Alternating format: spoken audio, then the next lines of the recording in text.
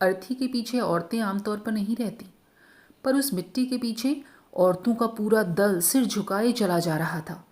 कोई बुरी तरह सिसकियां भर रही थी, किसी की आंखें और नाक रो रो कर लाल हो गई थी। दो तीन कांपते बेसुरे स्वर में रामधुन गाती गाती फिर सिसकती जा रही थी। खबर पाते ही उमा यादव का पूरा आश्रम उलट पड़ा था। नहीं आई तो केवल अख्तरी, वह अख्तरी जिसे किसी प्राणांतक साधना से उमा साध पाई थी। पहले दिन वह पकड़कर आश्रम में लाई गई तो उमा पर टूट पड़ी थी। अपने लंबे गंदे नाखूनों से उसने उमा की हथेली का पूरा मांस नोच दिया था। हर तीसरे दिन उसे हिस्टीरिया का दौरा पड़ता तो वह चीख पुकार कर पूरा आश्रम सिर पर उठा लेती। लिखने को कॉपी दी जाती तो फाड़कर दूर फेंक देती। पेंसिल को दातून की तरह चबा चबा कर धज्जियां उड़ा देती। पर चतुर रिंग मास्टर जैसे सर्कस की खुली सिहनी को भी साध लेता है, वैसे ही उमा यादव ने भी अख्तरी को साध लिया था। कभी उसे बड़ी लगन से उन सती लक्ष्मियों की कहानियां सुनाती जिन्होंने अपना जीवन उत्सर्ग कर पति को मृत्यु पथ से खींच लिया था, किंतु अख्तरी केवल ही कर खीसे निपोड़ देती। उसका क्या एक ही पति था? मोहल्ले टोले के कम से कम 3 दर्जन युवा प्रौढ़ और खूसट पतियों के हृदय उसकी नन्ही सी मुट्ठी में बंद रहा करते थे। उस पर उसका गांजे, अफीम और चरस का धंधा भी था। कभी चोली के भीतर छिपाकर ले जाती तो कभी लहंगे के नेफे में। क्या मज़ा आता था दिन रात रेलगाड़ी के सफ़र में। हर स्टेशन पर वह कुछ न कुछ चुगती रहती। इसी से वह आश्रम में हरी किनारी की मोटी धोती पहन चने की दाल खा खा कर ऊबने लगी थी। घर में उसके बैंजनी रेशम का गरारा, रश के मुनीर में तर, डालडा के टिन में ज्यों का त्यों धरा होगा। उसका पति बशीर भी उसके धंधे का साझीदार था। वह अंधा भिखारी बन जाता और अख्तरी उसकी लाठी थामे गोंडा, बस्ती, गोरखपुर, नेपाल रोड तक अपने लहंगे के अभेद्य घेरों में अफीम गांजा छिपा छिपा कर पहुंचाती। पाप का मूलधन इतना बढ़ चुका था कि चाहने पर भी वह आराम से घर में बैठकर काम नहीं कर सकती थी, पर तृष्णा बढ़ती ही जा रही थी। एक दिन गोंडा स्टेशन पर दोनों पकड़े गए। पति और भी कई जुर्मों में फरार हुआ, घुटा गुंडा था। पुलिस ने उसे जेल पहुंचा दिया, किंतु अख्तरी की भोली मासूम सूरत देखकर उसे पहुंचा दिया गया उमा यादव के होम फॉर फॉलन विमेन में। जिस धैर्य और लगन से उमा ने उसे कीचड़ से निकाल दिया वह वास्तव में सराहनीय था। वह प्राय सबसे कहती, यह मेरा प्राइज केस है। आश्रम देखने आने वाले बड़े बड़े खद्दरधारी ऋषि मुनियों का मन भी वह मेनका डुला देती। अख्तरी का आकर्षण उसके चेहरे का नहीं, उसकी देह का था। वह छोटे कद की थी, किंतु उसका प्रत्येक अवयव उसी कद के अनुसार गढ़ा हुआ था। छोटी सी नाक पर वह एक बड़े से नग की लौंग पहने रहती थी। दोनों होंठ थे रसीले और खूब मोटे, ऐसे होंठ जो कलाकार को नहीं, प्रणयी पुरुष को प्रिय होते हैं। आंखें बादाम के आकार की थीं और पुतलियां थी भूरी। शायद उन्हीं भूरी आंखों के कंट्रास्ट में उसके बदन पर उसकी लाल फूलदार कुर्ती बड़ी फबती थी। कुर्ती की देहाती सिलाई से असंतुष्ट होकर अख्तरी ने उसे आश्रम में खुद सिला था। ढीला कपड़ा हमसे नहीं पहना जाता, मछली बालिका की भांति उत्तर देकर वह काम में लग गई थी। सचमुच कुर्ती ही नहीं, उसके पूरे शरीर का एक एक पेंच बड़े कायदे से कसा था। उसकी दोनों आंखों में किसी को कुछ न समझने वाली रस्सी की सी ऐंठ थी, ऐसी ऐंठ जो जलकर भी नहीं जाती। वह दोनों हाथ पीछे बांधकर शायद इसीलिए चलती थी कि देखने वाले की दृष्टि में उसकी बाहें तक व्याघात न डाले। वह धोती पहनने को किसी प्रकार भी राजी नहीं हुई तो हार कर उसे घेरों वाला छींटदार लहंगा सिलवा दिया गया।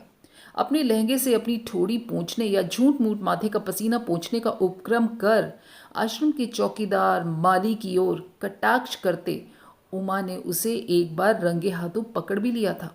अख्तरी अपनी आदत से लाचार थी। पुरुषों में बैठना ही उसे अच्छा लगता था। स्त्रियों की ईर्ष्या द्वेष भरी ओछी बातें सुनते ही उसका खून खौलने लगता। उसे याद आते रेल के हिचकोले, स्टेशन पर बिकते छोले, पान बीड़ी सिगरेट, लहंगे के नेफे में भरी अफीम जो गंतव्य तक पहुंचते ही सोना उगल देती। और फिर सबसे कड़वी मीठी स्मृति अपने असंख्य प्रेमियों की।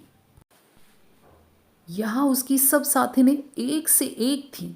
5.5 फुट की भीम काया, 16 वर्ष की जटनी हरदीप, जिसने गंडासे की एक ही चोट से पति का सिर काटकर दूर फेंक दिया था। किसी सबूत के न मिलने पर छोड़ दी गई थी और ससुराल वाले उसे आश्रय में पहुंचा गए थे। छरहरे शरीर की स्वदेश कुमारी जिसे डाकू उठाकर ले गए थे, पर 3 दिनों तक भूखी प्यासी जंगल फांदती वह फिर पति गृह पहुंच गई थी, किंतु अभागी को घर में प्रवेश नहीं मिला था। तीसरी 13 वर्ष की अहिर कन्या फूलमती जो किसी चकले में फंस कर लाई गई थी। और भी न जाने कितनी कानी, लूली, लंगड़ी, विकृत मस्तिष्क और व्यक्तित्व से पंगु स्त्रियां प्रेम मूर्तियों की भांति उमा को दिन रात घेर कर सिलाई की मशीनों से विचित्र आकार के कुर्ते, पजामे और सलवारें सीती। उस महाशमशान की कापालिक थी उमा। उसने उन सब विचित्र डकैनियों और शकीनियों को जीत लिया था, और आश्चर्य यह था कि उसने उन्हें जीता था क्षमा और अहिंसा के सिद्ध कवच से। सुबह उठते ही वह उन्हें दूर तक घुमाने ले जाती, लौटकर सब चक्कियों में अनाज पीसती। फिर शुरू होता उमा का सबसे बड़ा सरदर्द, उन्हें पढ़ाना। हरदीप पिछले 1 साल में केवल अ लिखना सीख रही थी, और अख्तरी नज़र बचाकर कॉपी के पन्ने फाड़ हवाई जहाज बनाकर खिड़की से बाहर उड़ा देती। इसके अतिरिक्त वह अपनी ही नहीं, अपनी सहपाठिनों की भी बीसियों पेंसिल चुबा चुकी थी। फूलमती ने पढ़ना सीख तो लिया था, पर वह सबके पैसे चुरा कर चौकीदार से किस्सा सारंगा और तोता मैना मांगकर पढ़ती पकड़ी गई थी। इसी से उमा ने स्वेच्छा से ही उसकी शिक्षा की प्रगति को रोककर उसे रोटी बनाने का काम सौंप दिया था। ऐसे वातावरण में भी उमा उनके संसर्ग के कलुष से अछूती थी। उसकी सहिष्णुता ने उसके कमनीय चेहरे को और भी सलोना बना दिया था। उमा यादव सुंदरी होकर भी कुंवारी थी, यह संसार के लिए आश्चर्य का विषय था। पर उमा ने कौमार्य की फांसी का फंदा स्वेच्छा से ही गले में नहीं डाला था। पहले जब तक उसके विदुर पिता जीवित थे, एक से एक रिश्ते आते रहते थे, पर उसके पिता की पसंद और ओहदा दोनों ऊंचे थे। ऐसे पिता की पुत्री का विवाहकाश प्राय मेघाच्छादित रहता है। पिता की मृत्यु के पश्चात उसके विवाह का प्रसंग उठाने वाला कोई नहीं रहा। धीरे धीरे उसके चेहरे का आकर्षण घटने लगा, जैसे नेनुए की कोमल त्वचा में पकने पर एक झिल्ली पड़कर सारी मिठास सोख लेती है। उमा की कंचन सी देह में भी झिल्ली पड़ गई। मोटे फ्रेम के चश्मे ने कर्णचुंबी आंखों का और सुडौल तीखी नाक का सौंदर्य चपटा कर दिया था, पर उजड़ जाने पर भी दिल्ली दिल्ली ही थी। अख्तरी के जुर्म वट की शाखाओं की भांति थे, पूरे उत्तर प्रदेश में फैले हुए। इसी से कोई न कोई पुलिस अधिकारी तहकीकात करने प्राय आश्रम तक पहुंच जाता। एक दिन आ गया स्वयं डिप्टी पुलिस सुप्रिंटेंडेंट, 6.5 फुट का रविंद्र पंडित। बाप दादा वर्षों पहले कश्मीर छोड़कर उत्तर प्रदेश में बस गए थे, पर उनके वंश के रूप रंग ने कश्मीर को नहीं छोड़ा था। कहिए, मैं आपकी क्या सेवा कर सकती हूँ? उमा यादव ने अपनी दोनों पृष्ठ बाहें मेज के आसपास रखकर पान का पत्ता सा मुंह बना लिया था। अपना चश्मा वह उस दिन कहीं उतार कर भूल गई थी। बिना चश्मे के वह बहुत ही मासूम लगने लगती थी। डाकुओं के संधान से घने जंगलों से लौटे उस पुलिस अधिकारी का मन अचानक एक अश्लील उत्तर देने को छटपटा उठा, पर दूसरे ही क्षण प्रश्न पूछने वाली अफसरी मुद्रा ने उसे सहमा दिया। कुछ नहीं, मैं यही पूछने आया था कि अख्तरी आपको परेशान तो नहीं कर रही? आपसे ना संभले तो हम उसे ठीक कर देंगे। स्वयं का अहंकार चेहरे के लाल रंग से ठीक मेल खा रहा था। पुलिस की वर्दी में तो काग भगोड़ा भी खेल उठता है, फिर रविंद्र पंडित तो वास्तव में ही सुदर्शन था। नहीं, ऐसी कोई बात नहीं है, धन्यवाद। मुझे आज्ञा दें, मुझे एक आवश्यक कार्य से बैंक जाना है। वह बड़ी ही रुखाई से पल्ला झाड़कर उठ गई तो रविंद्र को लगा कि वह वर्षों का भूखा है और कोई उसके सामने से 56 व्यंजन भरा थाल खींचकर भाग गया है। पर वह भी हार मानने वाला नहीं था। भिंड और मुरैना की गहन वन कंदराओं में उसने खूंखार डाकुओं को घेरा डालकर भून दिया था। डाकुओं की अंतिम पकड़ के लिए वह जिस कूटनीति से अपना घेरा क्रमशः छोटा कर लेता था, उसी प्रकार उसने उमा यादव के इर्द गिर्द अपना घेरा और जटिल कर दिया। वह अपनी दोनों मातृहीन बच्चियों को उनके ननिहाल से ले आया। दोनों लड़कियां बहुत प्यारी थीं। एक दिन वह उन्हें लेकर आश्रम पहुंच गया। फिर तो वे दोनों उमा आंटी के पास ही रहने लगी। पहले छोटे से जिले में दबे स्वरों में कानाफूसियों का क्रम चला। मालकिन की आड़ में आश्रम की मनचली सदस्याओं ने अनुशासन की जंजीर स्वयं ढीली कर ली। तहकीकात हुई, असेंबली में प्रश्न हुए, रविंद्र की तरक्की रोक दी गई, पर उसे उसकी वांछित पदोन्नति मिल गई थी। उमा यादव से उसने विवाह कर लिया। उमा और उसकी पिछली दोनों पत्नियों में धरती आकाश का अंतर था। पहली तो एकदम फूहड़ थी, उसकी मृत्यु के तीसरे माह ही दूसरी आई। वह थी ठसकेदार।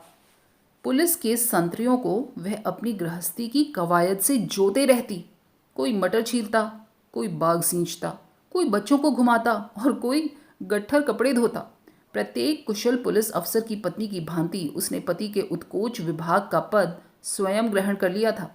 किस थानेदार के गांव में शुद्ध घी मिलता है, किसकी ससुराल देहरादून में है और वह एक साथ कितना बासमती चावल ला सकता है, यह सब उसे पता रहता।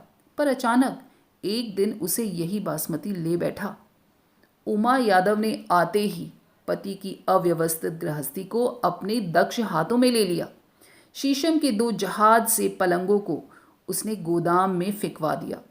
पिछले जीवन के प्रत्येक स्मृति चिन्ह को वह कुशलता से मिटा देना चाहती थी। पति के साथ खिंचवाई गई 2 सौतों की रंग उड़ी तस्वीरों को उसने एक ही झटके में गायब कर दिया। एक ही सप्ताह के भीतर दोनों पुत्रियों को वह नैनीताल के एक अंग्रेजी बोर्डिंग हाउस में रखाई तो समाज में उस पर थोड़ी थोड़ी की, किंतु उन्हें भेजने के पीछे उसके हृदय में कोई दुर्भावना नहीं रही थी। मात्र हीना बच्चियां अनावश्यक दुलार से बिगड़ती जा रही थीं। सचमुच ही 1 वर्ष में उनकी नम्रता और शालीनता देखकर उनकी नानी ने भी दांतों तले उंगली दबा ली। उसके पति के अहाते में स्वीट पी और लिली महकने लगी थी। बंगले के सामने की दीवार पर वर्षों से कोई कलाम मर्मज्ञ गुप्त रोगों का बिजली द्वारा इलाज और जालिम लोशन का इश्तिहार बड़ी तत्परता से लिख जाता था। उस पर स्वयं अपने हाथों से गेरू लगाकर उमा ने बोगनविलिया की बेल चढ़ा दी, क्योंकि ऐसे विज्ञापनों की स्याही बड़ी जिद्दी होती है और गेरू भी गुप्त रोगों के अस्तित्व को नहीं मिटा सकती। बंगले को, बच्चियों को, यहाँ तक कि घर की बिगड़ैल भैंस तक को उमा ने साध लिया था, पर एक व्यक्ति को वह नहीं साध सकी। वह था गृह का स्वामी। 7 डाकुओं को मारकर उनकी छाती पर बंदूक रखकर खिंचवाई गई पति की जिस तस्वीर के पौरुष पर वह रीझी थी, वह तस्वीर से भी कहीं अधिक खूंखार था। अपने हृदय के रत्न को वह पुलिस विभाग की गंदगी में कब का खो चुका था। पीना उसका स्वभाव था, हृदयहीनता उसके रक्त मांस में बस गई थी। कोई ऐसा दुर्व्यसन नहीं था जो उसमें नहीं था।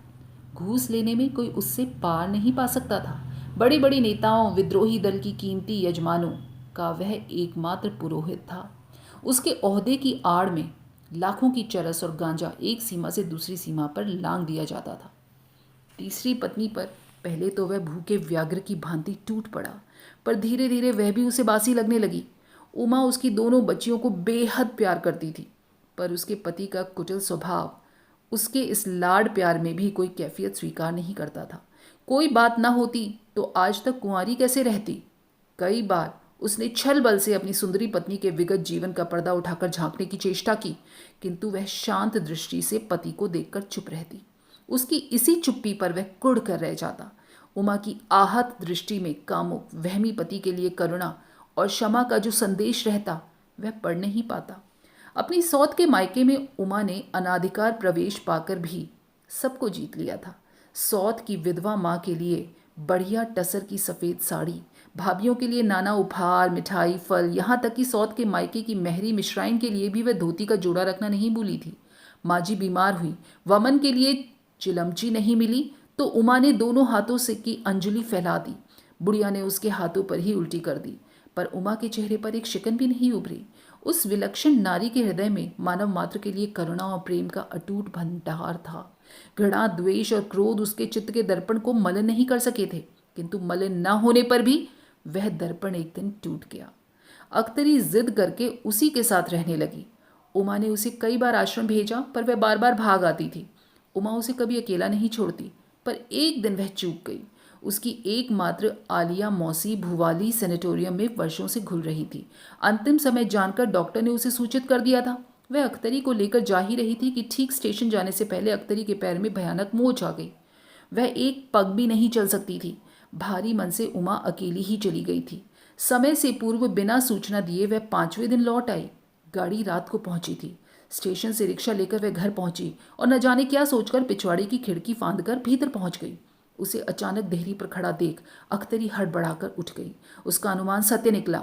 अख्तरी उसके पलंग पर उसके पति के साथ पार्श्व का आसन ग्रहण किए न जाने कब से सोती आ रही थी। पति की किंग कांग सी बाहें पलंग से नीचे झूल रही थी। वह नशे में बेहोशी में पूरी तरह डूबा नहीं था।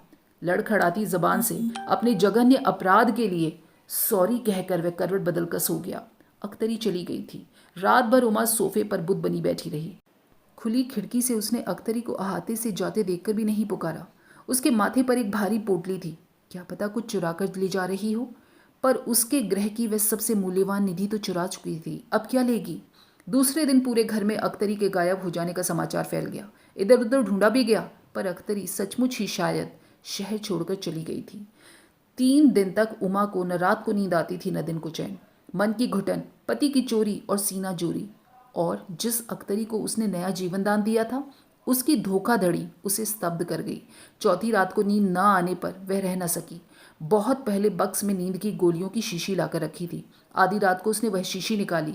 खुराक 2 गोलियों की थी, पर उसे जिस गहरी नींद की कामना थी वह भला उसे कैसे आती, 2 से कैसे आती। बड़ी देर तक वह शीशी लिए खड़ी रही और फिर उसने पूरी शीशी मुंह में उड़ेल ली। जगने पर रविंद्र पंडित ने पत्नी की निष्प्राण देह देखी तो घबरा गया, पर फिर बड़ी कुशलता से उसने तीसरी पत्नी की फाइल दाखिल दफ्तर कर दी। शहर में खबर फैल गई कि डिप्टी साहब की पत्नी को दिल का दौरा पड़ गया और वह चिर बसी। उधर गोंडा कचहरी स्टेशन पर कनेर के पेड़ के नीचे सस्ते केले रेशम का बैंजनी गरारा पहने सिलवट पड़ी रेशमी फतुई की जेब से बीड़ी निकाल पास की दुकान से माचिस खरीदने अख्तरी उठी। फिर न जाने क्या सोचकर गंदी फटी सी पोटली को टांगों के बीच दबाकर बैठ गई। उसके होठों पर लगे सस्ते लिपस्टिक की फूहड़ रेखा ठुड्डी तक उतर आई थी। एक ढिबरा जलाकर खींचे वाला उधर से निकला तो उसने उसे रोक लिया। पहले 2 आने की खट्टी चटनी डाल पकौड़ियाँ खाई, फिर 2 आने की मीठी चटनी वाली। मीठी गुजिया वाला निकला तो उसे भी रोक लिया। 4 गुजिया खाकर भी मन नहीं भरा तो खोए की खुरचन ले ली।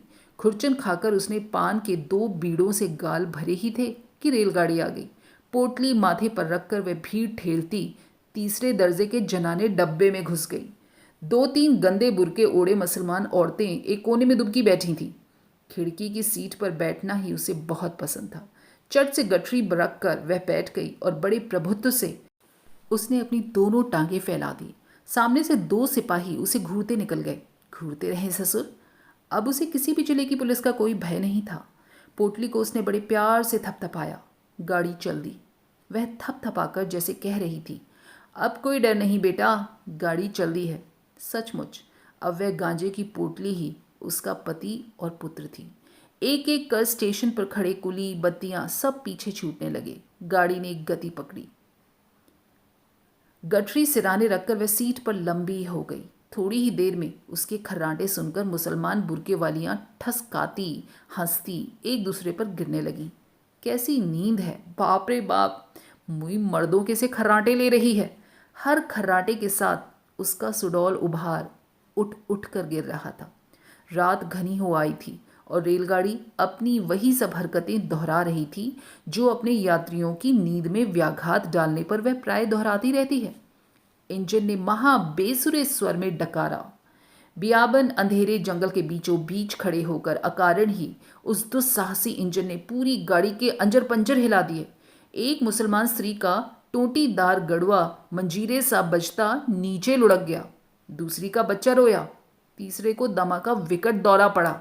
गाड़ी चली और एक लंबे पुल पर लड़खड़ाती गड़गड़ाती झपताल का सा ठेका देती धीरे धीरे चलती रही। कुंभकर्ण की भी नींद शायद टूट जाती, पर अख्तरी बेखबर सोती रही। उसके हर विचित्र खर्राटे पर तीनों मुसलमान स्त्रियों की हंसी का जबरदस्त दौरा पड़ रहा था, पर वह घोड़ा बेचकर सो रही थी। विचित्र शिल्पी विधाता भी कैसी कैसी अनोखी मूर्तियां गढ़ देता है। एक को नींद के लिए शीशी भर नींद की गोली कटकनी पड़ी और दूसरी है कि बेवजह ही नींद में डूब जाती है। दोस्तों, कैसी लगी आपको ये कहानी? कमेंट करके बताइएगा, और अगर पसंद आए तो लाइक और शेयर करना बिल्कुल ना भूलिएगा। फिर मिलेंगे अगली बार ऐसी ही खूबसूरत कहानियों के साथ, साहित्य के पिटारे से निकालकर। तब तक अपना और अपने परिवार वालों का खूब सारा ख्याल रखिए। स्वस्थ रहिए और मस्त रहिए। नमस्कार।